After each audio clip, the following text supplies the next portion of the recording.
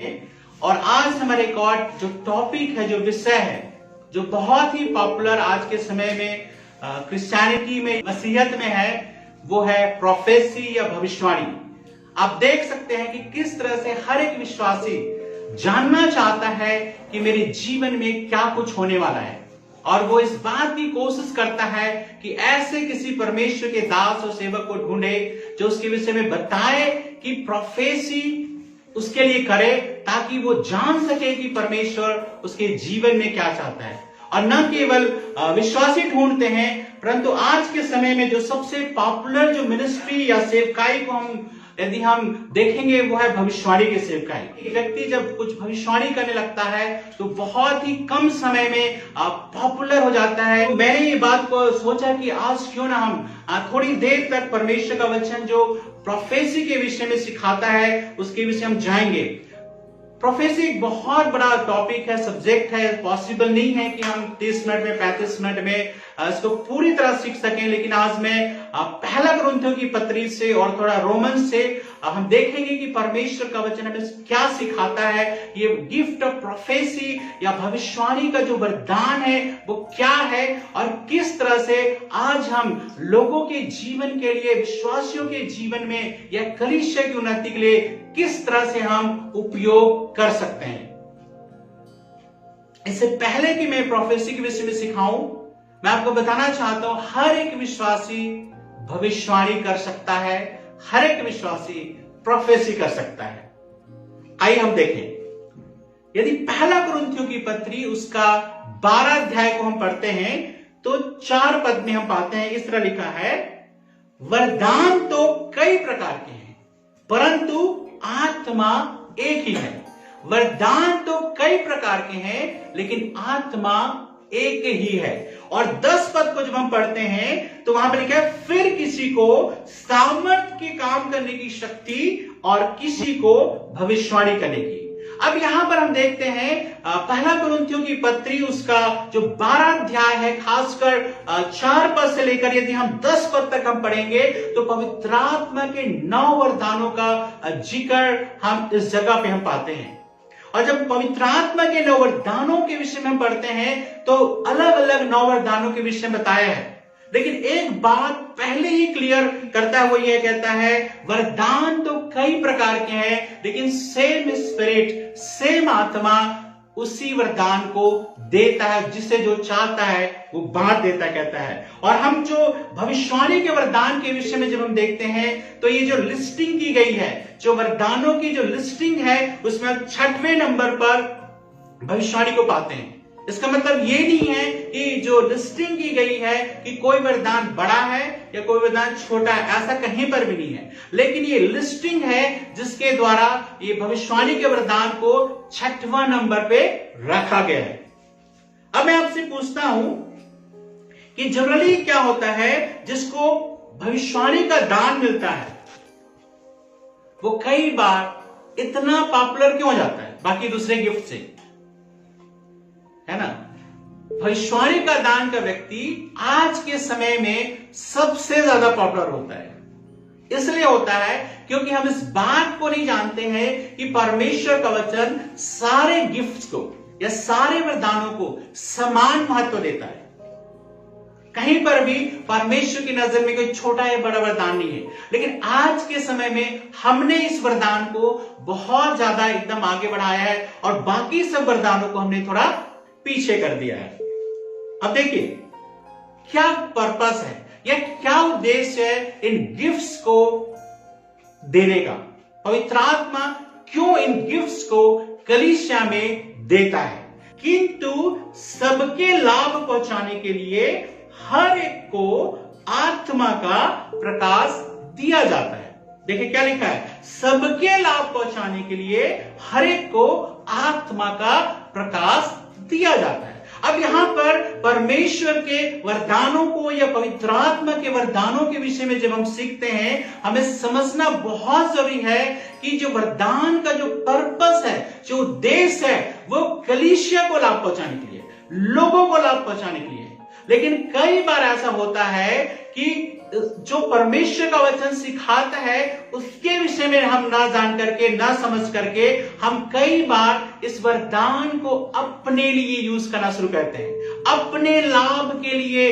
जो कुछ हमने जो परमेश्वर से प्राप्त किया है, फ्री में प्राप्त किया है, लेकिन उसको हम एक प्रकार से कमर्शलाइज करना जो है हम शुरू कर देते हैं। तो ध्यान देने की बात है, सबसे पहला पर्पस पौलुस इस बात को कहता है कि यदि आपको भविष्यवाणी का दान दिया गया है, दूसरों के जीवन में आपके द्वारा लाभ पहुंचे, तो आपका जो कंसंट्रेशन है, जो आपका जो पूरा सोच है, इस बात को होना चाहिए कि मेरे दान के द्वारा दूसरे के जीवन में मैं कैसे उन्नति करूं, न कि दूसरे के द्वारा मेरे जीवन में कैसा उन्नति हो। अब देखिए, यदि रोमियो उसके 12 अध्याय के 6 पद को जब हम पढ़ते हैं तो वहां पर भी भविष्यवाणी के वरदान का जिक्र है। रोमियो की पत्री उसका 12 अध्याय के 6 पद में ऐसा लिखा है, देखिए, जबकि उस अनुग्रह के अनुसार जो हमें दिया गया है, हमें भिन्न भिन्न वरदान मिले हैं, तो जिसको भविष्यवाणी का दान मिला हो वह विश्वास के परिमाण के अनुसार भविष्यवाणी करे।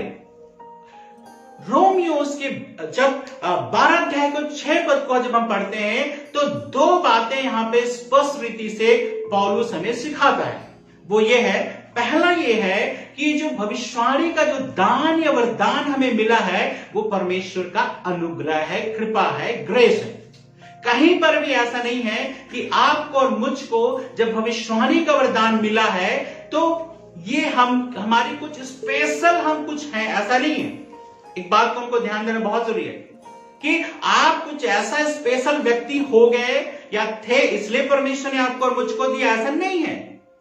ये एक ग्रेस है, ये एक अनुग्रह है, और परमेश्वर का अनुग्रह सबके लिए समान रूप से है। तो जब आपको भविष्यवाणी का दान मिला है तो आप और मैं क्या है, परमेश्वर के अनुग्रह के भागी है, ये अनुग्रह से मिला है। दूसरी बात यहां में कहता है जिसको भविष्यवाणी का दान मिला है वो विश्वास के परिमाण के अनुसार जो है भविष्यवाणी करे। मतलब यहां पर आपका विश्वास शामिल है, और विश्वास का परिमाण का मतलब है आपका प्रोपोर्शन। जितना ज्यादा आप भविष्यवाणी के दान में विश्वास योग्य रहेंगे, बड़ा विश्वास आपका रहेगा, परमेश्वर उतना ही ज्यादा आपके जीवन को यूज कर सकता है। क्योंकि भविष्यवाणी के दान के लिए आपका विश्वास का होना जरूरी है। क्यों विश्वास का होना जरूरी है? क्योंकि भविष्यवाणी जो है परमेश्वर का वचन है लोगों के लिए, और जब परमेश्वर का वचन है लोगों के लिए तो आपको ये भरोसा होना बहुत जरूरी है कि मेरे अंदर जो पवित्र आत्मा बोल रहा है या जो मैं महसूस कर रहा हूं वो परमेश्वर की ओर से है। आप बिना विश्वास के परिमाण के अनुसार प्रोपोर्शन यदि आपका कम है, आप जो है इस दान को आप उपयोग नहीं कर सकते। अब एक बात समझ में आता है हमें कि क्या भविष्यवाणी करने वाले और भविष्यवक्ता एक ही हैं? मैं आपसे दोबारा पूछना चाहता हूं, क्या भविष्यवाणी करने वाले और भविष्यवक्ता एक ही हैं? बिल्कुल नहीं। कई बार हम ऐसा सोचते हैं, जो थोड़ा सा भी भविष्यवाणी करता है वो इस बात को सोचता है, वो अपने नाम के आगे प्रॉफिट लिखना शुरू हो जाता है। जैसे मेरा नाम है रेवरेंड गोपाल कृष्ण सोनवानी, लेकिन जब मुझे भविष्यवाणी का दान मिलेगा तो मैं क्या करूंगा, अपने नाम के आगे प्रॉफिट गोपाल कृष्ण सोनवानी लिखूंगा। तो कई बार ऐसा होता है, और हम क्योंकि जब मैं ऐसा यदि सिर्फ बोलता हूं रेवरेंड गोपाल कृष्ण सोनवानी तो आप मुझे नहीं सुनोगे, आप जब भी मेरी सभा होगी आप नहीं आओगे। लेकिन जब मैं लिखता हूं प्रॉफिट गोपाल कृष्ण सोनवानी तो आप कहीं से भी हो, जो कभी गया ना हो वो भी वहां पे रहेगा। अब यहां पर हमको समझना है कि प्रॉफिट अलग है और भविष्यवाणी करने वाले अलग हैं। यहां पे देखिए परमेश्वर का वचन यहां पर कहता है, इफिसियों की पत्री उसकी 4 अध्याय के 11 पद के विषय में जब हम पढ़ते हैं तो वहां पर 5 फोल्ड मिनिस्ट्री या 5 प्रकार की सेवकाई का जिक्र है। इफिसियों 4 अध्याय के 11 में पहला है प्रेरित, उसके बाद है भविष्यवक्ता, उसके बाद है शिक्षक, उसके बाद है पास्टर, उसके बाद है इवेंजलिस्ट। इसमें कोई भी परमेश्वर सेग्रीगेट नहीं करता है कौन बड़ा छोटा क्या है, लेकिन प्रेरित को हमेशा और भविष्यवक्ता को हमेशा हम आगे पाते हैं। तो यहां पर 5 प्रकार की सेवकाई के विषय में जिक्र है, जिसमें एक है प्रोफेटिक सेवकाई या भविष्यवाणी की सेवकाई। अब यदि आप पहला कुरिन्थियों उसके 12 अध्याय के यदि 28 पद को जब आप पढ़ोगे तो वहां पर भी भविष्यवाणी का दान का बारे में जिक्र है। यहां पे देखिए क्या लिखा है, मैं पढ़ देता हूं आपके लिए। और परमेश्वर ने कलीसिया में अलग अलग व्यक्ति नियुक्त किए हैं, प्रथम प्रेरित, दूसरे भविष्यवक्ता, तीसरे शिक्षक, फिर सामर्थ के काम करने वाले, फिर चंगा करने वाले और उपकार करने वाले और प्रबंध करने वाले और नाना प्रकार की भाषा बोलने वाले। अब देखिए यहां और 29 पद में ऐसा लिखा है, क्या सब प्रेरित हैं? क्या सब भविष्यवक्ता हैं? क्या सब उपदेशक हैं? क्या सब सामर्थ के काम करने वाले हैं? शायद अभी समझ में आए, लेकिन जब आगे आप मुझे पूरा सुनोगे आपको समझ में आएगा कि हर एक भविष्यवाणी करने वाला भविष्यवक्ता नहीं है, लेकिन हर एक भविष्यवक्ता भविष्यवाणी कर सकता है।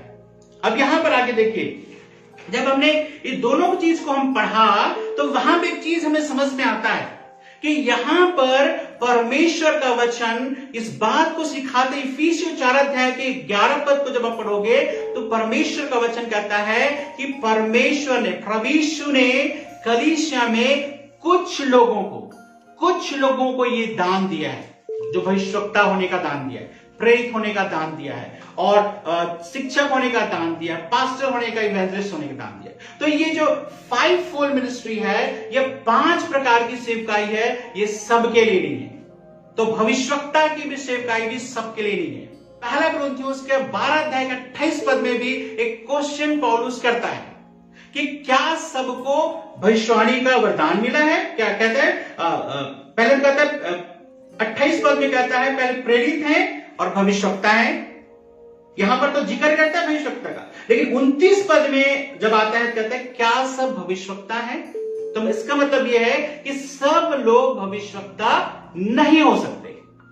अब आगे जब आप सुनोगे आप पता चलेगा कि मैंने शुरू में क्या कहा, आप सब भविष्यवाणी कर सकते हैं, आप सबके अंदर परमेश्वर दे सकता है कि आप भविष्यवाणी करें, लेकिन आप सब भविष्यवक्ता नहीं बन सकते। यहां पर परमेश्वर का वचन हमें एक अंतर को समझाता है। जो प्रोफेट्स हैं उसके एक ऑफिस है, प्रोफेटिक ऑफिस है, जो 5 फोल्ड मिनिस्ट्री का अंतर्गत है, लेकिन जो भविष्यवाणी करने का जो दान है वो हर एक विश्वासी अपने जीवन में उसको प्राप्त कर सकता है, उपयोग कर सकता है। आगे हम वचन सीखेंगे, देखिए क्या लिखा है। यदि हम पहला कुरिन्थियों की पत्री उसका 14 अध्याय के 1 पद को जब हम पढ़ेंगे तो वहां पे क्या कहता है, पहला कुरिन्थियों की पत्री 14 अध्याय के 1 पद, प्रेम का अनुकरण करो और आत्मिक वरदानों की भी धुन में रहो, विशेष करके यह कि भविष्यवाणी करो। अब देखिए शुरू में मैंने बताया कि जो भविष्यवाणी का वरदान है वो पवित्र आत्मा के 9 वरदानों में से एक वरदान है, 6वां वरदान जो क्रम में दिया गया है। अब यहां पर पौलुस इस बात को बताता है कि हर व्यक्ति इस धुन में रहे कि आत्मिक वरदानों को क्या करे, प्राप्त करे। धुन आपके अंदर होना बहुत जरूरी। यदि आप चाहते हैं पवित्र आत्मा आपके अंदर इन वरदानों को दे तो आपके अंदर धुन होना चाहिए। धुन का क्या मतलब है कि आप पूरी तरह से उसके प्रति रम जाए, उसमें लग जाए पूरी तरह से। ये परमेश्वर आपके और मेरे जीवन से चाहता है। फिर यहां पर एक बात कहता है कि और विशेष करके भविष्यवाणी करने का। देखिए यहां पे परमेश्वर का वचन क्या कहता है, यहां पे हर एक विश्वासी के बारे में ये पहला कुरिन्थियों 14 अध्याय बताता है। एक किसी विशेष ऑफिस के बारे में नहीं कहता है कि आप में से हर कोई प्रॉफिट बनने के लिए धुन में रहो। यहां पर कहता है हर एक विश्वासी भविष्यवाणी करने की धुन में रहो, भविष्यवाणी का वरदान पाने की धुन में रहो। लेकिन पौलुस ये नहीं सिखा रहा है कि हर व्यक्ति प्रॉफिट बन जाएगा, क्योंकि कहता है कलीसिया में कुछ लोगों को, आप पढ़िए खाली समय में, लिखा है some God has given some people to be in office of prophets. लेकिन भविष्यवाणी हर कोई व्यक्ति परमेश्वर से अपेक्षा कर सकता है कि भविष्यवाणी करे। आगे देखिए एक पद, और बहुत सारे लोग ऐसा सोचते हैं कि जब परमेश्वर का वचन कहता है प्रेम का अनुकरण करो, है ना। ये सबसे बड़ी चीज है। 13 अध्याय को पढ़ते हैं और ज्ञान वरदान के विषय में मात्र बहुत सारे लोग ऐसे मिलेंगे जो कहते हैं कि प्रभु यीशु मसीह के चेलों के साथ, प्रेरितों के साथ सब कुछ खत्म हो गया, अब हमें इन दान वरदानों की जरूरत नहीं है। कई लोग ऐसा सोचते हैं और ये बात बोलते हैं कि स्वीज हो गया। पिछले जो वचन, पिछले शनिवार को जो मैंने अन्य भाषा के विषय में सिखाया था, तो मैंने आपको अच्छी तरह समझाया था कि इस बात को परमेश्वर का वचन कहता है कि प्रेरितों के साथ वो सारी चीजें सीज नहीं हुई है, लेकिन आज के समय में भी है। उसी तरह से जो भविष्यवाणी का जो दान है वो आज के लिए भी उतना ही जरूरी है। तो जब पहला कुरिन्थियों की पत्री 13 अध्याय प्रेम के विषय में कहता है, तो इसका मतलब ये नहीं है कि वो दानों को जो है नीचे करता है, ऐसा नहीं है। वो कहता है प्रेम के साथ आपको परमेश्वर के दानों को इस्तेमाल करना है। अब देखिए, यदि हम उसी का पहला कुरिन्थियों उसका 13 अध्याय के उसके 8 और 9 पद को पढ़ेंगे तो वहां पे क्या लिखा है? प्रेम कभी टलता नहीं, भविष्यवाणी हो तो समाप्त हो जाएगी, भाषाएं हो तो जाती रहेंगी, ज्ञान हो तो मिट जाएगा, क्योंकि हमारा ज्ञान अधूरा है और हमारी भविष्यवाणी अधूरी है। यहां पर परमेश्वर का वचन दो बात को स्पष्ट रूप से बताता है। पहला तो यह है कि प्रोफेसीज इन पार्ट, इसका मतलब यह होता है कि आप भविष्यवाणी के द्वारा सब कुछ को नहीं जान सकते। पहला चीज, इन पार्ट, कंप्लीट नहीं है भविष्यवाणी। दूसरा चीज यह है कि भविष्यवाणी जो है समाप्त हो जाएगी। एक समय ऐसा आएगा जब प्रभु यीशु मसीह आएंगे और हम सबको पर उसके राज्य में लेकर जाएंगे, तब हमें किसी भविष्यवाणी की जरूरत नहीं पड़ेगी। तो यहां पर अभी के समय के लिए, कलीसिया के समय के लिए भविष्यवाणी का दान परमेश्वर ने कलीसिया को दिए हैं। अब अगली बात कि भविष्यवाणी आखिर है क्या, है ना। जब हम कहते हैं कि परमेश्वर ने ये जो भविष्यवाणी का दान सबको, सब लोग भविष्यवाणी के दान में इस्तेमाल हो सकते हैं, तो आखिर क्या है भविष्यवाणी?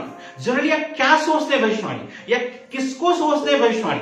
भविष्यवाणी का मतलब आप और मैं सोचते हैं कि जब कोई हमारे फ्यूचर को बताए, या जो आने वाली चीजों को बताए, या जो है हमारे पिछला चीजों को बताए, या कई बार वर्तमान को बताए, ऐसा सोचते हैं। और मैं कि हम सोचते हैं कि भविष्यवाणी का मतलब हमेशा यह होता है कि कोई व्यक्ति जिसको हमने अपने जीवन के विषय में नहीं बताया है, वो क्या करे, हमारे जीवन के पास्ट को, प्रेजेंट को और फ्यूचर को बताए, जिसको बोलते हैं फोरटेलिंग। भावी कहना या जो आने वाली चीजों को बताना। लेकिन यदि परमेश्वर के वचन को पढ़ोगे तो यहां पर ऐसा नहीं है। अवश्य भविष्यवाणी में फोरटेलिंग या भविष्य की बातें शामिल है, लेकिन केवल भविष्य की बातें बताना या इन चीजों को बताना, जो अनजानी चीजों को बताना, भविष्यवाणी नहीं है। तो फिर भविष्यवाणी है क्या?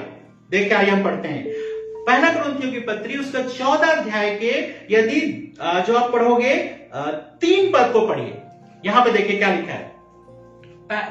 ये जो है वो क्या है? परंतु जो भविष्यवाणी करता है वह मनुष्यों से उन्नति और उपदेश और शांति की बातें कहता है। अब यहां पर परमेश्वर का वचन क्या कहता है कि भविष्यवाणी है क्या चीज, ये क्या है? तो ये भविष्यवाणी परमेश्वर का संदेश विश्वासियों के लिए है। भविष्यवाणी परमेश्वर का संदेश विश्वासियों के लिए है। तो क्या होता है भविष्यवाणी में, क्या क्या चीज शामिल है, ये क्या वचन है, किस तरह का वचन है ना। तो सबसे पहली बात यह है कि भविष्यवाणी में 3 चीजें शामिल है, कहता है।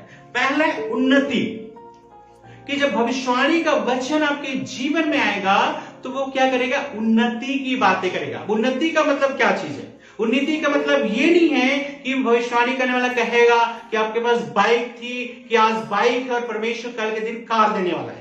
नहीं, ये उन्नति की बात नहीं है। या आपके पास एक बिजनेस है, आपके पास एक घर है और परमेश्वर को बहुत सारे घरों को देगा, ऐसा नहीं है। यहां पे उन्नति जो वर्ड है वो इंग्लिश में स्ट्रेंथनिंग है, मतलब किसी को मजबूत करना। उन्नति का मतलब ये नहीं कि मैं अपने जीवन में क्या कुछ मुझे मिलने वाला है इसके विषय में। यहां पर जो उन्नति है वो स्ट्रेंथनिंग के बारे में, मतलब किसी व्यक्ति को विश्वास में या मसीह जीवन में मजबूत करने के विषय में है। पहला जो उद्देश्य है या पहला जो भविष्यवाणी करता है या जो भविष्यवाणी करता है उसके अंदर से परमेश्वर इन चीजों को सबसे पहले रखता है। वो है कि एक व्यक्ति का विश्वास क्या है, मजबूत हो। दूसरा है उपदेश, हिंदी में उपदेश लिखा है, इंग्लिश में एनकरेजिंग। मतलब वो क्या वर्ड है, एनकरेजमेंट का वर्ड है। मतलब आपको उत्साह देने का काम करेगा कि आप अपने जीवन में मसीह जीवन को जो है, कई बार क्या होता है, मसीह जीवन करते करते चलते चलते हम थक जाते हैं। कई बार हमारे अंदर उत्साह नहीं रह जाता है। कई बार हम हमारे जीवन में एक ऐसी उदासी सी पाई जाती है। तो परमेश्वर का वचन क्या करता है, हमें उत्साहित करता है कि नहीं, फिर से उठ खड़े हो और प्रभु के साथ चलो। तीसरी चीज जो शांति है, वो इस बात कहता है कंफर्टिंग। मतलब परमेश्वर अपने वचन के द्वारा वो संदेश हमें देता है जिसके द्वारा हमारे जीवन को सुनकर शांति आती है। अब देखिए, ये वचन जनरली कैसे हो सकता है? ये वचन है परमेश्वर अपने वचन जो ऑलरेडी रिटन वचन है, जो लिखे हुए वचन है, जो बाइबल का वचन है, उसके आधार पे परमेश्वर करता है। कई बार एग्जैक्टली बाइबल वर्स परमेश्वर भविष्यवक्ता को आपको देगा, या कई बार उन शब्दों को परमेश्वर का आत्मा प्रयोग करता है जो बाइबल के वचन के आधार पर है, और आप अपने जीवन में, मसीह जीवन में मजबूत होते हो, स्ट्रेंथनिंग होता है आपके जीवन में, एनकरेजमेंट होता है, और तीसरा जो है आपके जीवन में कंफर्ट को पाते हैं, शांति को पाते हैं। तो ये चीज है भविष्यवाणी।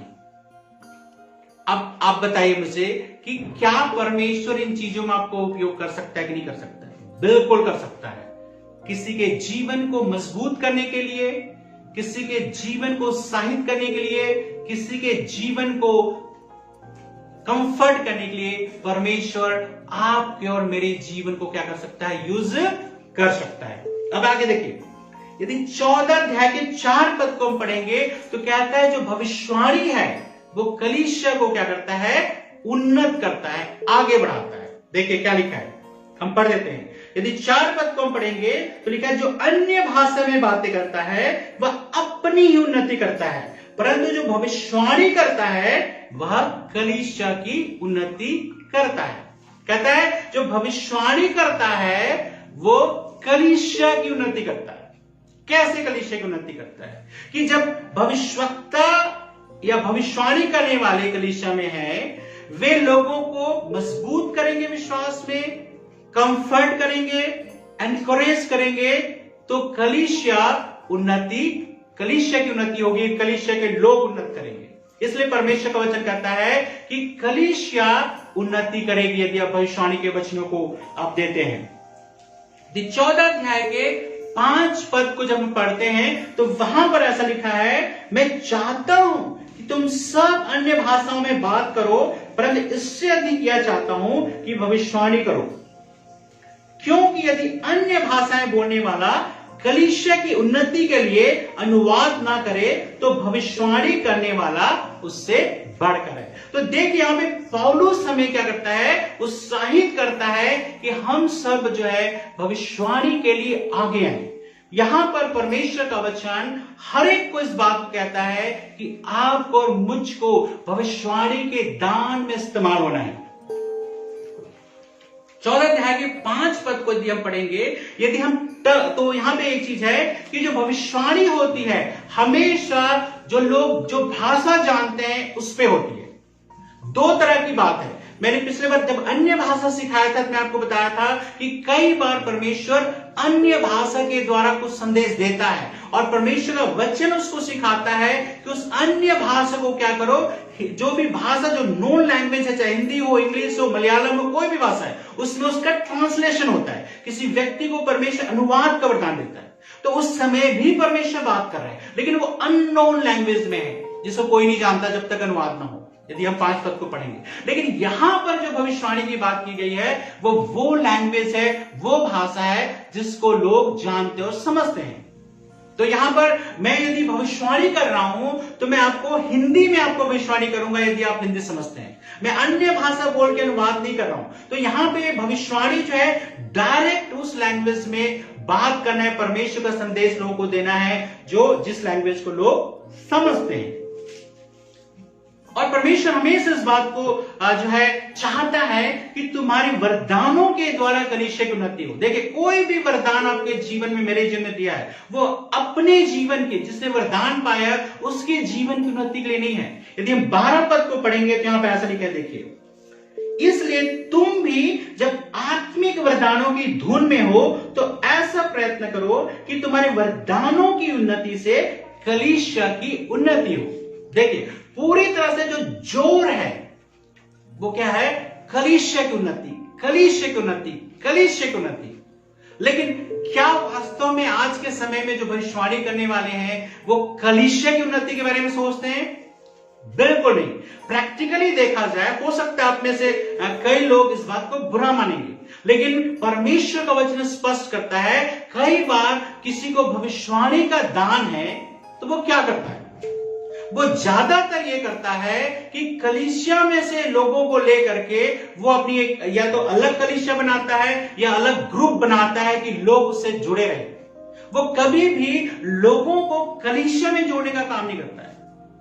यदि आप कोई भी चर्च के सदस्य हो, वो ये नहीं करेंगे कि आप, कोई भविष्यवाणी करने वाला आपको ये नहीं कहेगा कि आप अपनी कलीसिया में जाओ। वो हमेशा ये बोलेगा कि मेरे पास आओ, मैं अलग कलीसिया बना रहा हूं, ये मेरे से ही प्रार्थना करवाते रहो। लेकिन यहां पर परमेश्वर का वचन क्या कहता है कि तुम्हारी उन्नति के द्वारा, इन चीजों की उन्नति के द्वारा कलीसिया की उन्नति हो। यदि कोई भी भविष्यवाणी जिसको दान मिला हो और इस बात को जो है समझ रहा हो, देख रहा हो, तो मैं आपसे बताना चाहता हूं, परमेश्वर का वचन कहता है आपका हमेशा फोकस ये होना चाहिए कि जिस किसी भी कलीसिया में आप हैं उस कलीसिया की उन्नति आपके द्वारा हो। यदि आपको भविष्यवाणी का दान मिला हो और यदि आप कलीसिया की उन्नति में उसको नहीं लगाते हैं, लोगों की उन्नति में नहीं लगाते हैं, केवल लोगों को और अपनी ओर अट्रैक्ट करने के लिए यूज करते हैं या कलीसियाओं को तोड़ने के लिए यूज करते हैं, या आप सोचते हैं कई बार कि जिस कलीसिया में लोग जा रहे हैं उनसे जो है मैं सुपर पावर हूं, मेरे पास ज्यादा पावर है क्योंकि मैं लोगों के विषय में बता सकता हूं।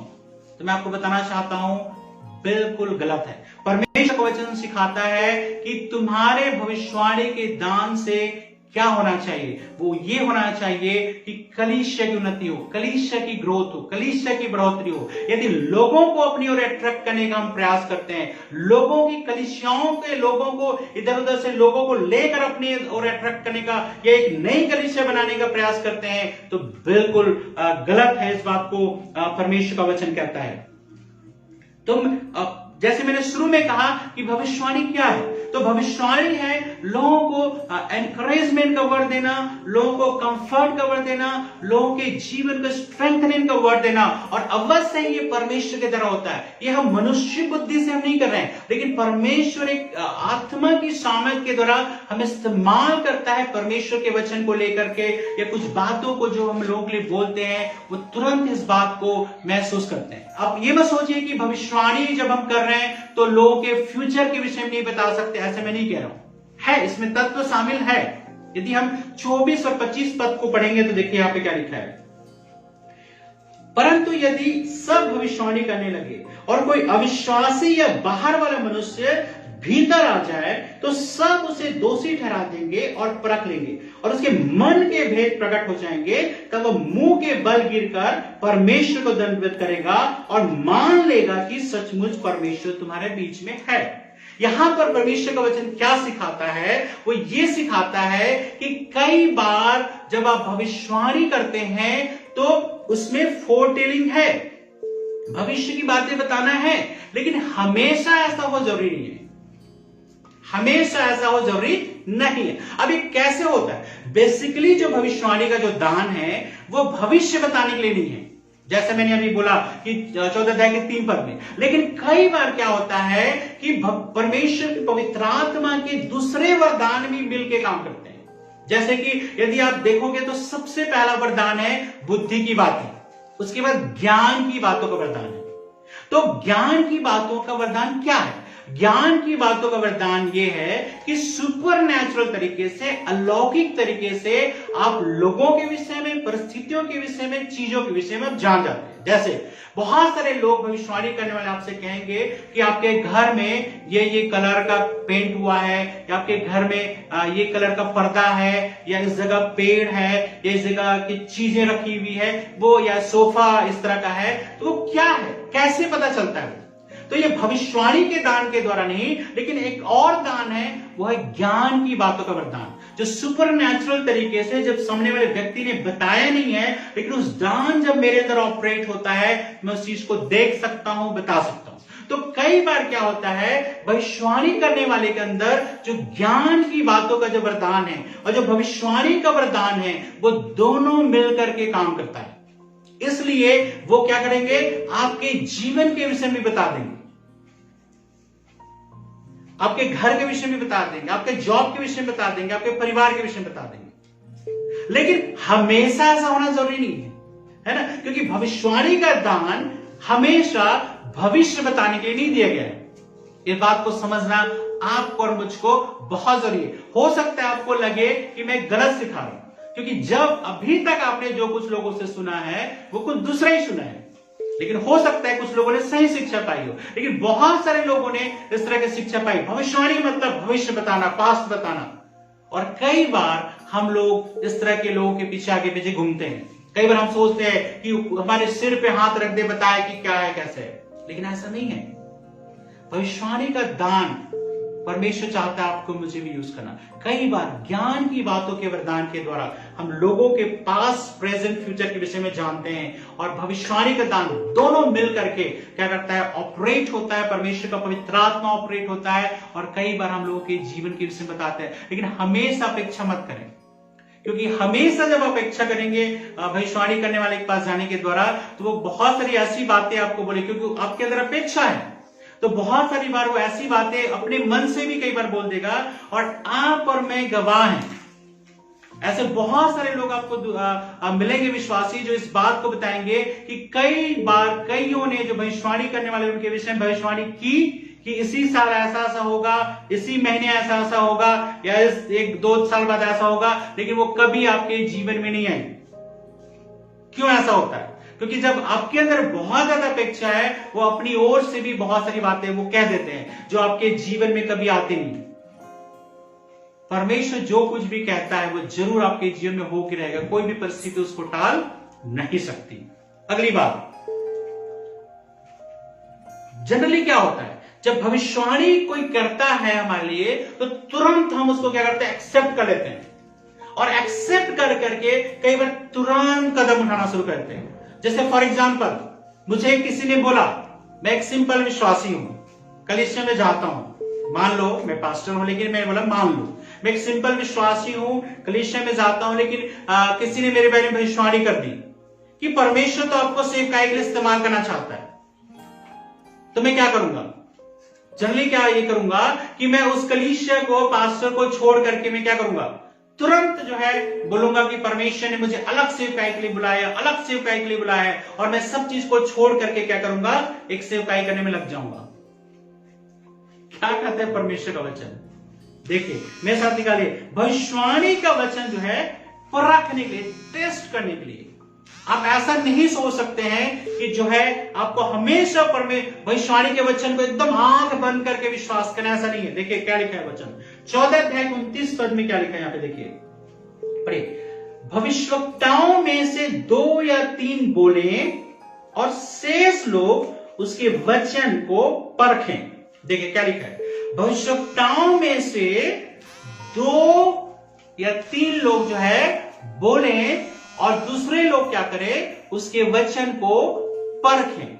इसका मतलब क्या कहता है? इसका मतलब यह है कि यदि कोई भविष्यवाणी कर रहा है, तो आप जो कुछ वो बोल रहा है उसको टेस्ट करने की, परखने की जरूरत है। अब कैसे उसको टेस्ट करोगे, परखोगे?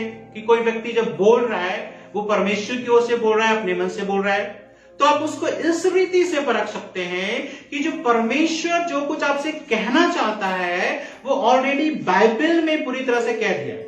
यदि कोई भी भविष्यवाणी के वचन, कोई भी बातें जो परमेश्वर के जो शिक्षा है, जो वचन की शिक्षा से मेल नहीं खाता है, या ऐसा हम बोलते हैं which is not in line with God's word, जो परमेश्वर के वचन के अनुसार नहीं है, और जो कोई भी किसी बात को बोलता है वो परमेश्वर की ओर से भविष्यवाणी नहीं है। इस बात को आपको और मुझको समझना बहुत जरूरी है। ऐसा नहीं कि किसी ने कुछ बोल दिया और उस भविष्यवाणी को अपने ही ढंग से पूरा करने में लग गए। जैसे मैंने कहा उदाहरण के लिए कि मैं एक विश्वासी हूं, लेकिन किसी ने बोल दिया कि मैं सेवकाई करूं, तो कल से ही बोरिया बिस्तर बांध करके पास्टर को छोड़ करके प्रभु तो चाहता है मुझे सेवकाई में इस्तेमाल करना, मैं, और कई लोग बोलते हैं कि प्रभु चाहता है तो मैं आज ही निकल जाता हूं कलीसिया से।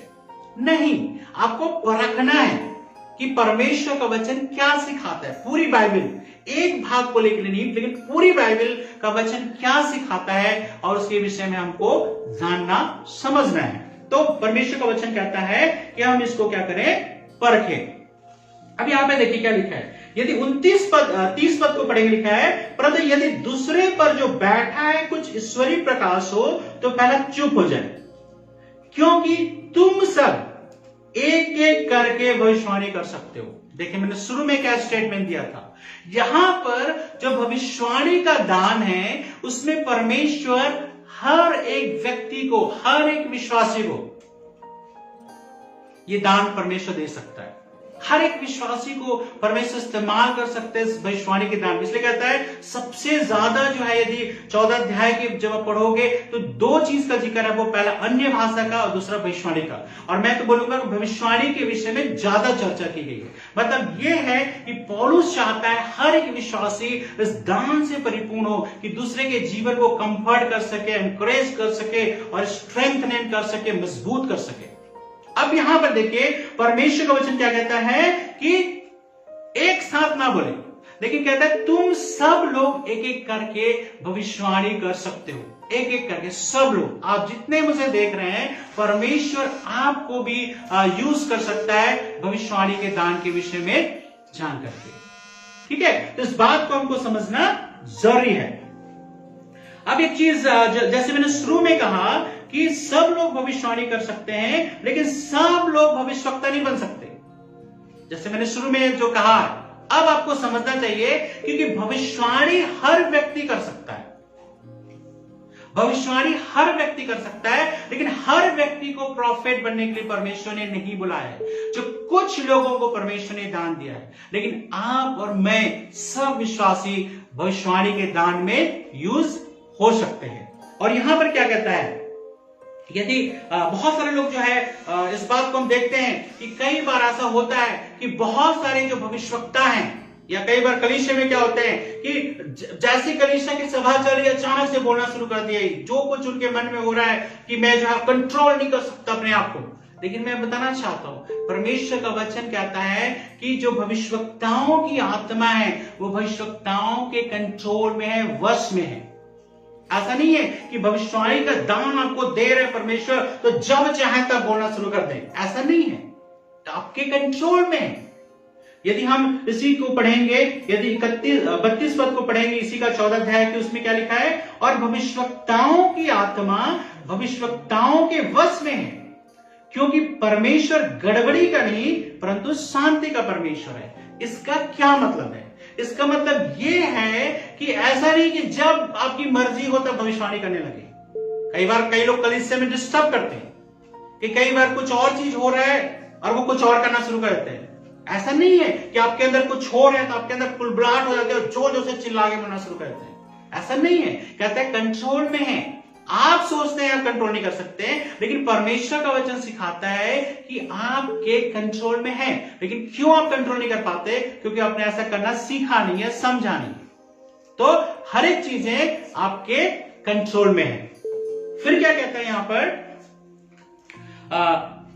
यदि हम 37 और 38 पद को पढ़ेंगे तो यहां पर एक चीज परमेश्वर में चाहता है कि यदि भविष्यवाणी करने वाला अनुशासित नहीं है तो उसकी तुम ना मानो। ध्यान दीजिए, यदि भविष्यवाणी करने वाला कलीसिया में गड़बड़ी करता है, अनुशासित नहीं है, डिसिप्लिन नहीं है, उसकी बातों को तुम मत मानो। ऐसा जो है परमेश्वर के वचन में सिखाता है। यदि 37 पद को हम पढ़ेंगे, देखिए यहां क्या लिखा है, 37 और 38 पद, यदि कोई मनुष्य अपने आप को भविष्यवक्ता या आत्मिक जन समझे तो यह जान ले कि जो बातें मैं तुम्हें लिखता हूं वे प्रभु की आज्ञाएं हैं। परंतु यदि कोई यह ना माने तो उसकी भी ना मानो। पौलुस एक साफ रीति से चिताता है कि भविष्यवाणी का दान विश्वासियों के मजबूत करने के लिए, कलीसिया के मजबूती के लिए। लेकिन यदि कोई इन चीजों को नहीं समझता है, नहीं करता है, तो कहता है उसको तुम्हें मानने की जरूरत नहीं है। वो भले ही अपने आप को कुछ भी समझे, लेकिन परमेश्वर का वचन सिखाता है हमें उसको ज्यादा उसकी ओर ध्यान देने की जरूरत नहीं है। लेकिन आज के समय में क्या हो रहा है, पूरी तरह से कलीसियाएं, विश्वासी सब इसी चीज में लगी पड़ी हैं। फिर जो एक चीज जो परमेश्वर का वचन सिखाता है 39 और 40 में, वो कहता है, अतः हे भाइयों, भविष्यवाणी करने की धुन में रहो और अन्य भाषा बोलने से मना ना करो, पर सारी बातें शालीनता और व्यवस्थित रूप से की जाए। देखिए यहां पर कहता है परमेश्वर का वचन भविष्यवाणी करने से मना नहीं कर रहा है, कहता है भविष्यवाणी करने की धुन में रहो। तो ये नहीं कह रहा है लोगों के पास प्रेजेंट फ्यूचर को बताने की धुन में रहो, ऐसा नहीं है। लोगों के जीवन को परमेश्वर आपके और मेरे जीवन को यूज कर सकता है, लोगों के जीवन को उत्साहित करने के लिए, शांति देने के लिए और मजबूत करने के लिए। इसकी धुन में रहो। और अवश्य कई बार परमेश्वर आपको और मुझको कई बार ऐसे वचन दे सकता है, ऐसी बातें दे सकती है जो लोगों के फोर टेलिंग के विषय में है, पास्ट प्रेजेंट फ्यूचर के विषय में है, वो परमेश्वर आपके द्वारा बात कर सकता है। कई बार आप सोचेंगे क्या मैं ऐसे विचारधारा का व्यक्ति हूं जिसने वरदान को नहीं जाना है, या आप बोलेंगे कि बहुत इसको भविष्यवाणी का दान नहीं मिला इसलिए इसको नहीं पता है, या ये प्रॉफिट के पास नहीं गया तो नहीं पता है। बाय द वे इस बात को मैं अच्छी तरह समझता हूं, क्योंकि परमेश्वर कई बार मुझे भी इस चीजों में इस्तेमाल कर चुका है, कई बार भविष्यवाणी देने में भी इस्तेमाल कर चुका है, कई बार उन चीजों को प्रकट करने के लिए इस्तेमाल कर चुका है जिसको मैंने कभी भी अपने बुद्धि के द्वारा, ज्ञान के द्वारा नहीं जाना। लेकिन अद्भुत तरीके से परमेश्वर ने मेरे जीवन में उस चीज को प्रकट किया है। तो मैं क्या सिखा रहा हूं? मैं वही सिखा रहा हूं जो परमेश्वर का वचन जो है इस बात को बताता है। तो परमेश्वर क्या चाहता है? शालीनता के साथ, ऑर्गेनाइज्ड वे में, व्यवस्थित रूप से यदि आप भविष्यवाणी के दान को आप प्राप्त करते हैं, यूज करते हैं, तो कलीसियाएं उन्नति करेंगे, विश्वासी उन्नति करेंगे, मजबूत होंगे, कलीसिया में शांति आएगी। परमेश्वर का वचन कहते हैं गड़बड़ी फैलाने वाला परमेश्वर नहीं है। तो कोई भी दान हो, चाहे भविष्यवाणी का दान हो, चाहे कोई भी दान हो, इसलिए दी गई है ताकि इसके द्वारा कलीसिया की उन्नति हो। कोई भी व्यक्तिगत लाभ के लिए परमेश्वर किसी भी दान को नहीं देता है। कई बार हमें दुख होता है, पीड़ा होती है, जब कई बार किसी भविष्यवक्ता के द्वारा या भविष्यवाणी करने वाले से मिलने के लिए आपको बहुत ज्यादा पैसा खर्च करना पड़ता है। एक डिमांड वो रखते हैं, इतने 1000 रुपए जब आप दोगे, इतना ऐसा करोगे, तब वो आपके लिए प्रार्थना करेंगे। ये परमेश्वर के वचन के अनुसार नहीं है, ये फ्री गिफ्ट है जो हर एक विश्वासी यूज कर सकता है, और परमेश्वर चाहता भी यूज करे। और कोई ऐसा व्यक्ति किसी भी बात का डिमांड करता है, अब इतना दोगे या केवल मेरे पास ही आओगे तो जो है आपके जीवन में आशीष आएगी, वो परमेश्वर के वचन के अनुसार नहीं है। उसकी बातों को कभी ना सुने। परमेश्वर आपकी समझ को खोले। जो बातें मैंने परमेश्वर के वचन से कुछ बातों को मैंने रखा है, और यदि आपके मन में इससे विपरीत विचार है, अलग से विचार है, आप मुझे कमेंट कर सकते हैं या मुझसे पर्सनली बात कर सकते हैं। मैं आपके प्रश्नों का उत्तर देना चाहूंगा, लेकिन आप इसके विषय में अच्छे से परमेश्वर के वचन का अध्ययन करें और जाने कि भविष्यवाणी क्या है। मैंने बिल्कुल सेग्रीगेट किया है, हर एक भविष्यवाणी करने वाला भविष्यवक्ता नहीं है, लेकिन हर एक भविष्यवक्ता भविष्यवाणी करता है। दूसरा महत्वपूर्ण बात आपको समझना जरूरी है, हर एक व्यक्ति, हर एक विश्वासी को इस धुन में रहने कि भविष्यवाणी के दान में इस्तेमाल करे, ताकि हर एक दूसरे के जीवन को मजबूत कर सके, स्ट्रेंथनिंग कर सके। कहता है उन्नति, उपदेश और शांति की बातें।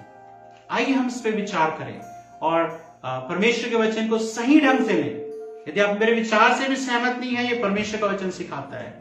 लेकिन यदि आप नहीं सहमत हैं, हम बात कर सकते हैं, प्रार्थना करते सकते हैं साथ में। और परमेश्वर आज आप सबको और हमें आशीष दे। समय में आपके लिए प्रार्थना करना चाहूंगा और मैं अपेक्षा करना चाहूंगा परमेश्वर आप सबके जीवन को भविष्यवाणी के दान में इस्तेमाल करे। प्रभु इस समय पिता हर एक को प्रभु जो इस समय देख रहे हैं, इस वचन को सुन रहे हैं प्रभु, और आने वाले दिनों में ऑफलाइन में भी पिता से देखेंगे, सुनेंगे। और प्रभु मेरी प्रार्थना है पिता, उन सब के जीवन में आप प्रभु इस समय काम करें। प्रभु तेरे नाम की महिमा हो, और प्रभु इस भविष्यवाणी का दान इन सब के ऊपर आने पाए, जितने भी लोग इसे देखते हैं। और प्रभु ये सब लोग एक विश्वासियों को और प्रभु कलीसिया को उन्नति करने के लिए काम कर सके, न कि व्यक्तिगत रूप से अपने जीवन को बढ़ाने के लिए। प्रभु हमें से हर एक के जीवन को आप आशीष दे, आपका अनुग्रह, आपकी कृपा हम सबके साथ होती रहे। धन्यवाद प्रभु यीशु के नाम से, आमीन।